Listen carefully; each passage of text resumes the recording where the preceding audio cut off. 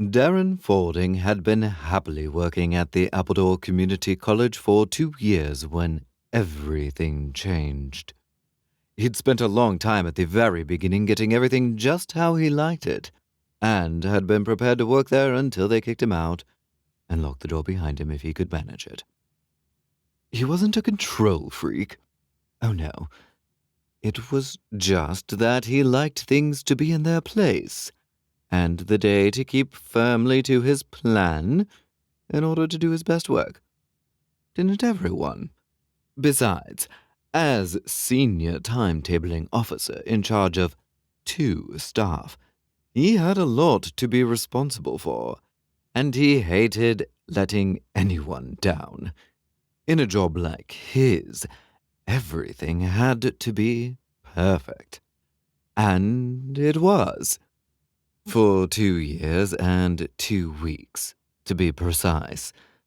That was when the restructuring happened and Max Sheldon turned up.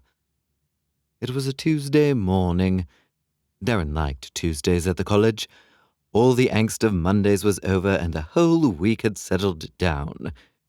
Tuesdays was when, with a bit of luck, he could file the difficult cases back in their cabinets for at least another day or two, until Thursday came around, when all the lecturers and most of the students would start panicking again. Tuesday, therefore, was Holepunch Day. There was something immensely satisfying about taking a great amount of papers, slamming 2 perfect holes in them, and then filing them out of sight. It gave Darren a feeling of purpose where nothing else did. He willingly admitted to being a tad on the OCD side of the fence, but nobody ever employed a free-spirited timetabling officer. It was against the laws of nature and education. So he was happily at work, making his mark on the year's science timetabling crises, ongoing, when his 2 assistants walked in. As ever, Miranda was dressed to the nines, legs on show to just the right proportions, and chattering away as if the world was about to end in the next minute, and she needed to get everything out in the open before Armageddon began. On the other hand, Stuart, younger than Miranda by about 20 years and just a touch sharper, was wearing a crumpled suit and nodding at appropriate points in the conversation. Always play to your strengths was Darren's motto. Miranda's gift was talking, and Stuart's was listening. Here in the timetabling department, both skills were essential for survival.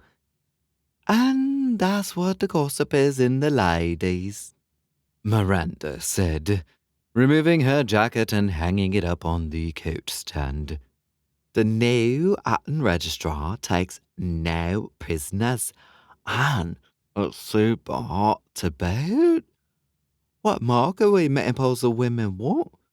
That's a wet dream gone mad. Stuart blanched before sitting down and switching on the computer, as if it was the only object between him and a fate he couldn't even imagine. Perhaps it was. Darren only smiled to himself as he got into the rhythm of the hole-punching routine. Sounds like a normal morning to me, he said. Don't you say that about every new member of staff? Miranda shrugged. Only if they're male. Anyone for tea? Tuesdays was her turn to get the drinks in. Darren liked to keep a regular routine in all things.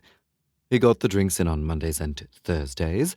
Miranda's day was Tuesday, which left Stuart on Wednesdays and Fridays. When the department had been restructured into its current form about 18 months ago, Miranda had objected to the evident inequality in the rota, but Darren had reassured her it was because she made the worst drinks of them all, and was nothing to do with her gender. She'd laughed uproariously at that, and the friendship between them was sealed.